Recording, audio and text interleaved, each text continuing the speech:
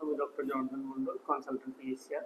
আমি যেটা বলবো আজকে, আমাদের গ্রাম বাংলায় আমরা যারা প্র্যাকটিস করি এদের একটা ফ্রিকুয়েন্টলি একটা কমন সমস্যার সম্মুখীন হই যে অনেক মানুষ বলে মাথা যন্ত্রণা হয়েছে বা কিছু একটা হয়েছে, বিনা কারণে এসে বলে সিটি স্ক্যান লিখে দিন ডাক্তারবাবু, সিটি স্ক্যান করবো। কিন্তু সিটি স্ক্যানের কিন্তু প্রচুর তার পার্শ্ব প্রতিক্রিয়া হতে পারে। যেমন একটা সিটি স্ক্যান, কিন্তু সিটি স্ক্যান মানে কম্পিউটেড টোমোগ্রাফি, যেটা আয়োনাইজ রেডিয়েশনের মাধ্যমে হয়, যেটা আমাদের শরীরে প্রচুর ক্ষতি করে।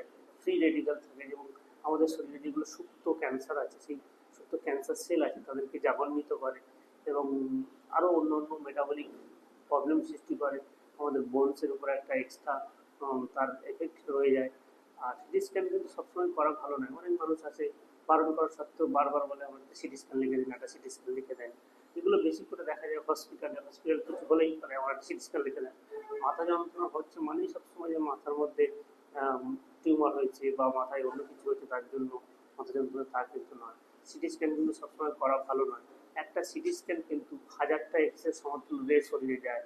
সুতরাং সিটি স্ক্যান করার আগে কিন্তু আমাদের সবাই সাবধান থাকতে হবে। সিটি স্ক্যানের থেকে কিন্তু এমআরআই অনেক সেফ। সিটি স্ক্যান, যেমন সিটি স্ক্যান প্রেগনেন্ট মাদারদের ক্ষেত্রে একেবারেই চলে না। সেক্ষেত্রে ডেভেলপিং ফিটাস, তাদের প্রচণ্ড, তাদের ডেভেলপমেন্টাল প্রবলেম, আরও অনেক কিছু কনজেনিটাল অ্যানোমালি সৃষ্টি করে। সেটা সিটি স্ক্যান কিন্তু মোটেই ভালো নয়। সিটি স্ক্যান কিন্তু ডাক্তারবাবু যদি একান্ত না বলে আপনারা করবেন না।